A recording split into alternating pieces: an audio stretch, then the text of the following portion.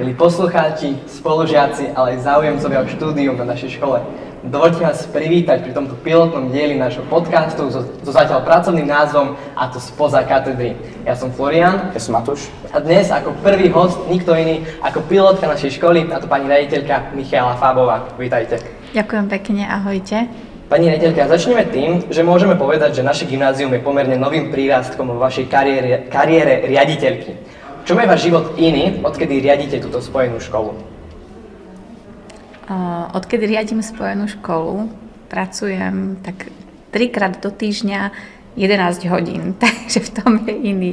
Ale je aj pozitívne obohatený, lebo začala som viac teda vnímať deti od škôlky až po ich dospelosť.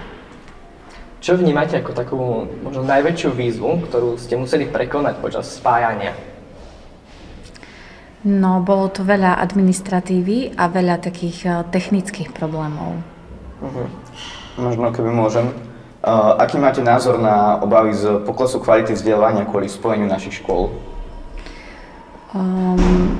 Tak osobne si myslím, že to spájanie by nemalo zapričiniť pokles, alebo respektíve znemožniť kvalitu, alebo ju nejako ohroziť. Snažím sa nastavovať na to tak, aby sme práve naopak čo najviac vyťažili z toho spojenia. A to práve prepojením vlastne gymnázistov, možno aj s materskou školou, so základnou, s tým, že môžu vykonávať dobrovoľníctvo veľmi blízko v mieste komunity. Ak sa neviem, tak teraz ste riaditeľkou 4. rok. Najprv na teda cirkevnej škole, základnej cirkevnej škole Cyrila Metoda a teraz na spojenej škole. Skúste nám porovnať, aký je rozdiel medzi učením a riadením a možno najväčšie výhody, nevýhody, ale teda čo najviac chýba na učení. Je to úplne iná práca, úplne iná.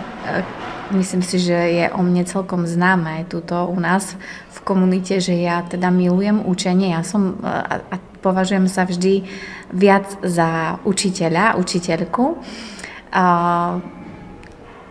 Vlastne mám menej kontaktu so žiakmi v tejto pozícii riaditeľa, oveľa menej. Preto musím vynakladať to úsilie a teda nastavovať sa na to, že chcem mať ten kontakt a nestratiť ho. Takže aj keď napríklad mi nevychádza teraz učiť, keďže naša legislatíva je tak postavená, že máme 19 tried na základnej škole, 4 triedy na materskej škole a 9 na gymnáziu, tak nevychádza mi teda učiť žiadnu hodinu. Napriek tomu teda učím 2 hodiny, práve preto, aby som ten kontakt nestratila. A keď idem učiť, všetci o mne vedia, že idem učiť a nikto ma nesmie rušiť. Učili ste na 1-4, teda na 1. stupni. Je to preto, lebo sa bojíte starších detí?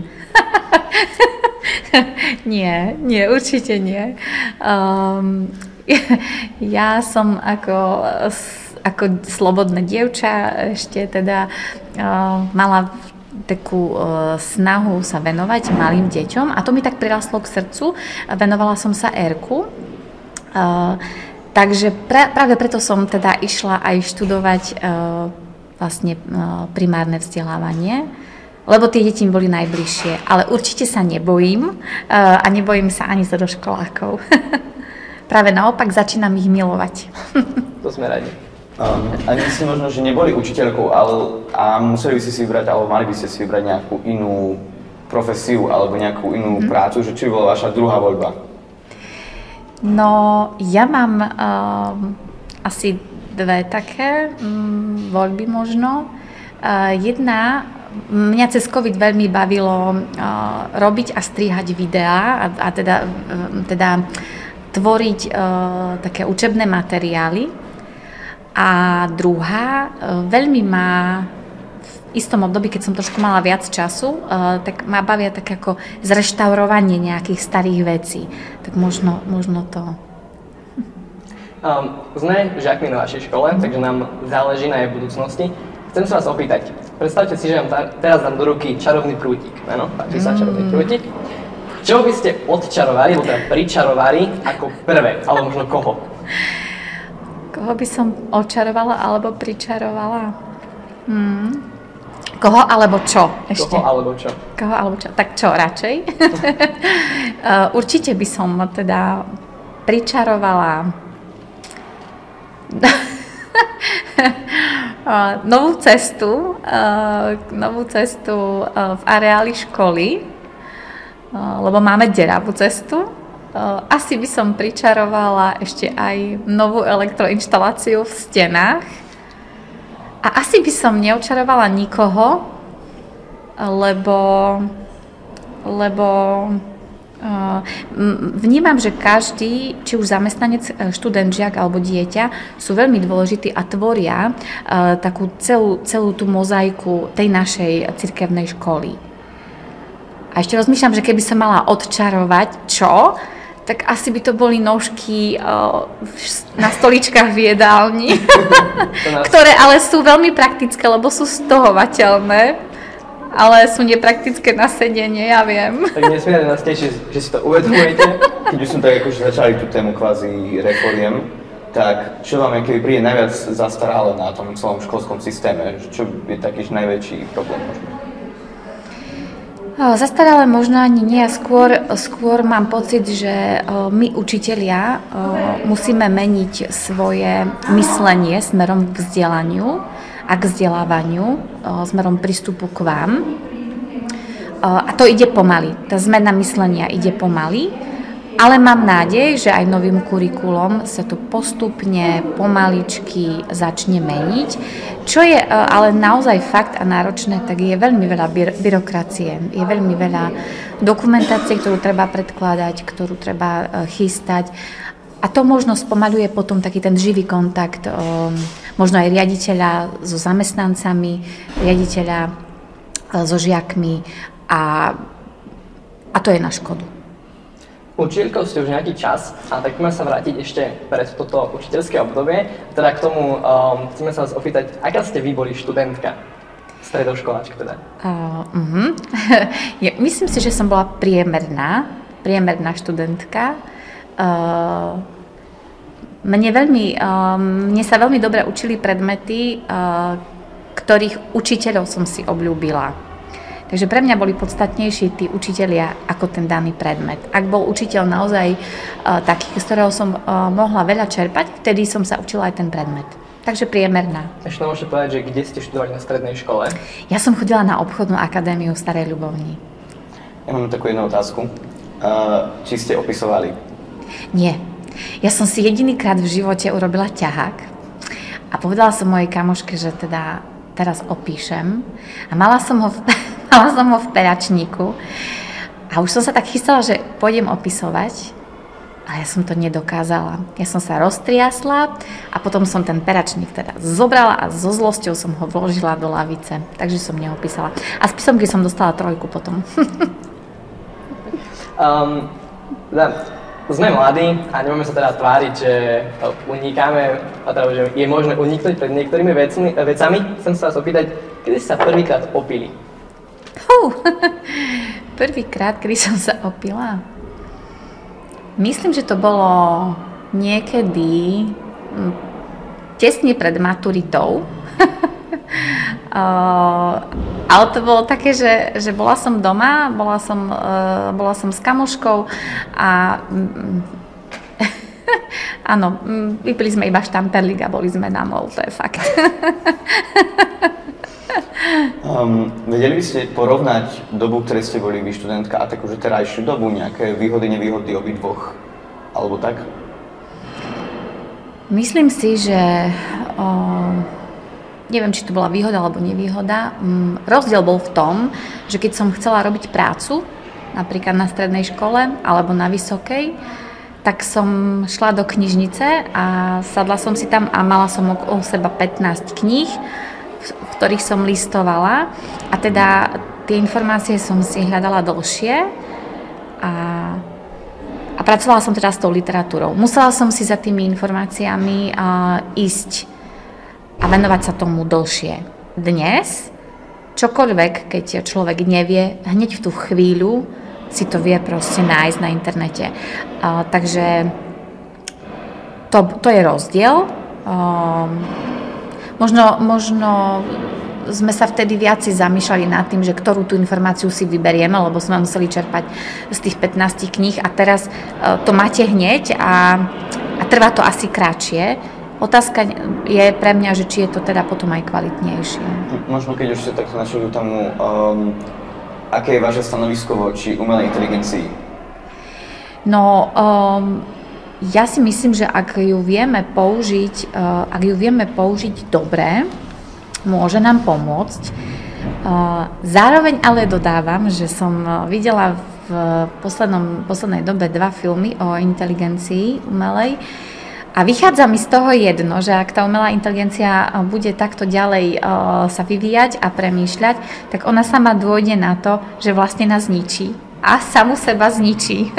Z týchto filmov mi to takto vychádza, že bojím sa, aby nás to neničilo, verím, že nám to bude pomáhať. Možno teda vplyvom tejto umelej inteligencie alebo celkovo doby ako také, máte z nás pocit, že sme lenivá generácia, alebo dá sa povedať, že naša generácia je horšia ako predošle? Nie, nevnímam takto generácie. Vnímam, teraz sa veľa hovorí o rôznych generáciách, vnímam rozdiely, ale nevnímam, že je to horšie alebo lepšie. Naopak si myslím, že to máte ťažšie, ako sme mali my, pretože si myslím, že to, čo my sme sa učili prirodzene, trpezlivosť, možno tak nejaké vyčkávanie, alebo možno nejaký taký výber literatúry, alebo povedzme výber informácií z 15 kníh, vy to máte ťažšie a nemáte to prirodzene. Vy, keď si chcete pozrieť seriál, tak si ho pozriete hneď tu a teraz, aj 15 častí. My sme na ďalšiu časť čakali týždeň. A to nás prirodzene učilo niečomu, čo teda vy sa musíte učiť možno tak cielene. Chceme z vás dostať možno také trošku pigošky a teda trošku sa pri tom zabaviť. Dáme si takú jednoduchú hru. My vám povieme nejakú modelovú situáciu a vy nám k nej pridáte nejakého učiteľa zo zborovne gymnázia. OK. No. Kto je zo zborovne najvtipnejší?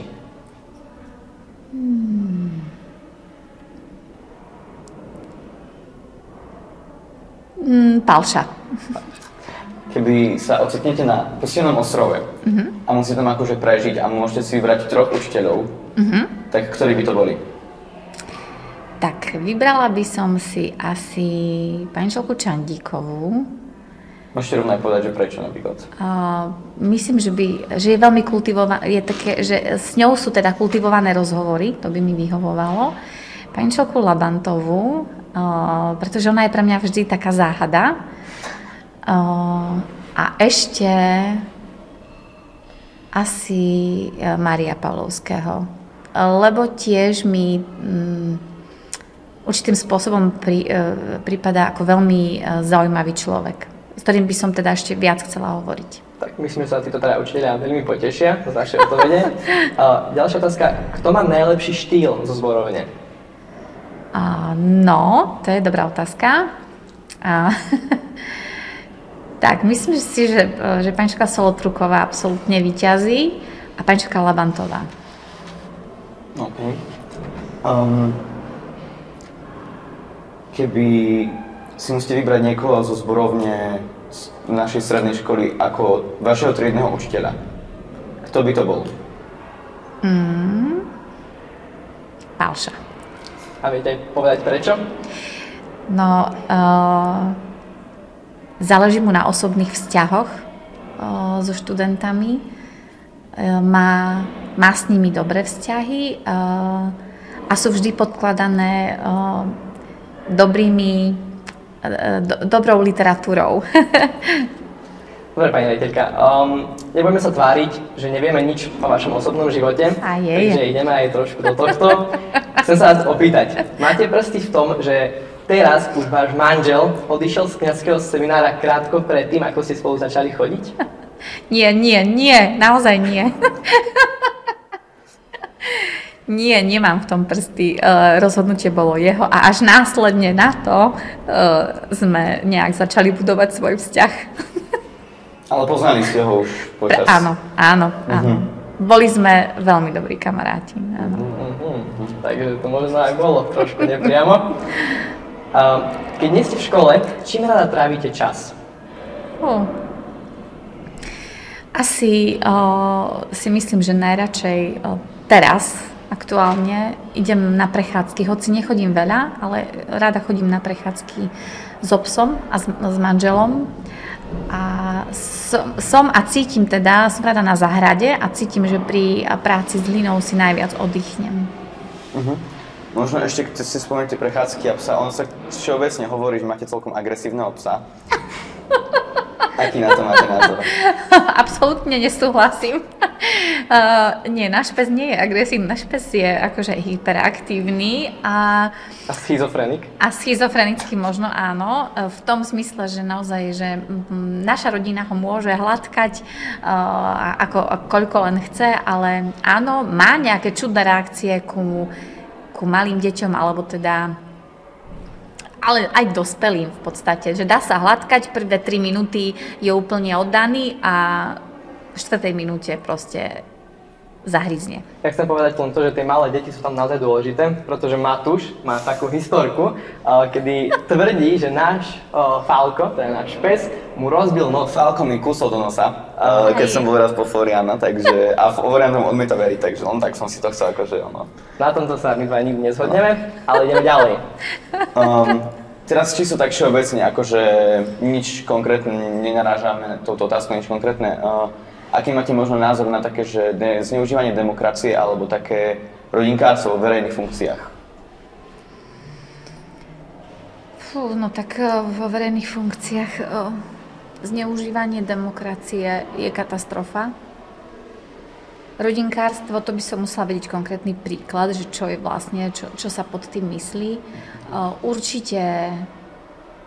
Určite by sa veci mali robiť transparentne a hlavne teda veci verejné by mali byť transparentné. Keď ste teda vraveli, že akože potrebujete nejaký príklad alebo tak, nemohol som si kedykoľvek nevšimnúť, keď som si tak akože pripravoval na tento podcast, že vlastne keby predseda žiackej školskej rady má podobné priezvisko, alebo jak to povedať, neviem, či môžete sa k tomu vyjadriť, neviem.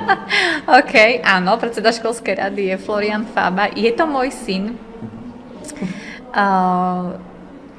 Verím, že voľba Floriana bola transparentná, aspoň sme sa o to všetci snažili. Mňa samú výsledok veľmi prekvapil, milo ma prekvapil a práve som to aj povedala študentom, že teda aj napriek tomu, že je môj syn, vlastne vyhral. Takže sa akože teším. OK, poďme teraz na také kolo rýchlych otázok. Snažte sa odpovedať rýchlo, jasne, stručne. Obľúbený film? Rýchlo, jasne. Úsmev Mony Lízy. Obľúbený seriál? Ženy z rodu Gilmorovcov. Obľúbená kniha? Anna Karenínová. Z čoho máte strach? Tak najviac možno. Že keď intenzívne dávam svoju energiu do práce, že mi niečo uniká doma. Ak by váš život bol film, aký žáner by to bol a kto by vás mal hrať? Jej, to je pekná otázka. No, ja mám rada rebelstvo s takou ľubostnou zápletkou, takže neviem, vyberte si, aký by to mohol byť žáner. A kto by ma mať? Julia Roberts. OK. 5 slovami možno by ste mohli opísať súčasnú slovenskú hudobnú scénu. Tak to je ťažké. Súčasná slovenská scéna. Máte prehľad o tom, čo mladí počúvajú? No čo to počúvam z izby, jednej, druhej. Neviem sa v tom nájsť, ale zase potom mám pocit, že keď máme nejaké rodinné zapnuté hudby, tak to môže byť aj Zuzana Smatanová v zásade, takže vyhovuje to všetkým. Ktoré vaše dieťa je vaše najobľúbenejšie a prečo práve ja?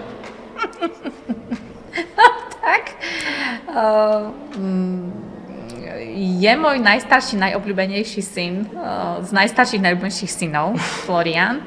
prečo on prekvapuje ma každý deň, lebo napríklad, keď bol malé dieťa a škôlkári vystupovali a celá jeho teda bola na pódiu, tak on sedel na kolenách mne v hľadisku a povedal, tam v živote nepôjdem, ja tam v živote nepôjdem a dnes hrá divadlo, takže preto.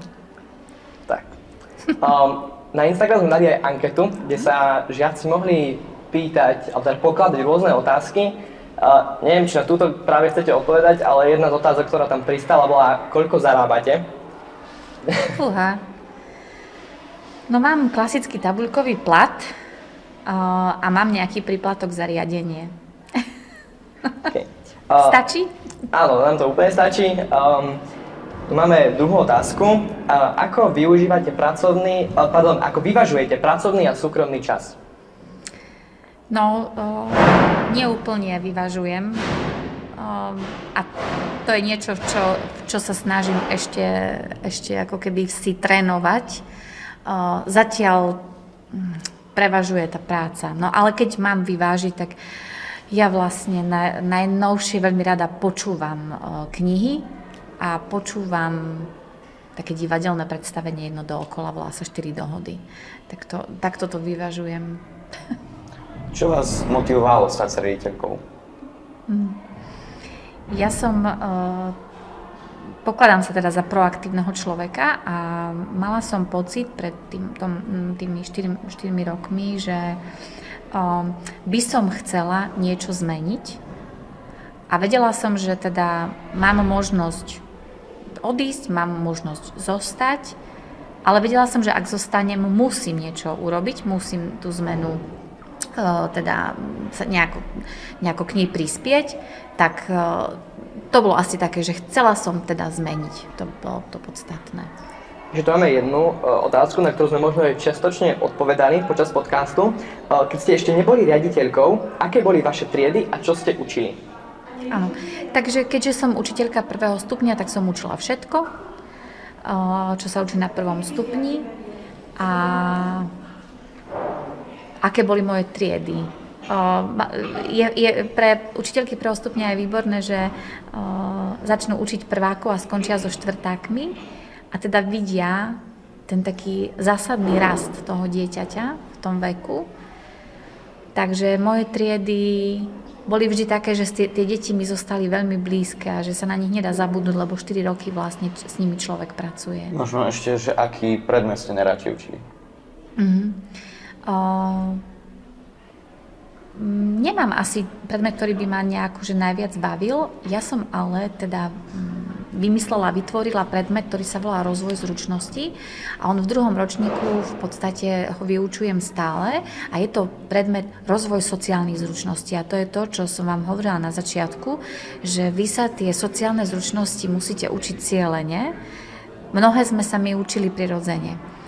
A to je predmet, kde sa s deťmi rozprávame o tom, ako náš mozog funguje, akým spôsobom vlastne my prispievame k tomu, aby sme boli šťastní. Tak asi tento predmet bol vždy, odkedy teda ho učíme na škole, tak bol pre mňa taký najobľúbenejší. Možno tak na záver, keby môžete dať nám ako študentom nejakú jednoduchú radu do života, čo by to bolo? Myslím si, že najviac by som vám teda želala a chcela by som vám dopriať, aby ste sa nebáli byť sami sebou. Lebo keď budete mať 30, 40, 45, 46, možno aj viac, tak si myslím, že si poviete naspäť, že možno som to mohol robiť podľa seba. Takže buďte sami sebou. Ďakujem pekne. Ďakujem aj za to, že ste prišli. Vám ďakujeme za pozornosť. Ak boli nejaké chybičky, ospravedlňujeme sa. Dnes, ako som povedal, je to pilotná epizóda a teda dúfame, že sa vám páčilo a tešíme sa na budúce. Ďakujem pekne a ja. Ahojte. Dovidenia. Dovidenia.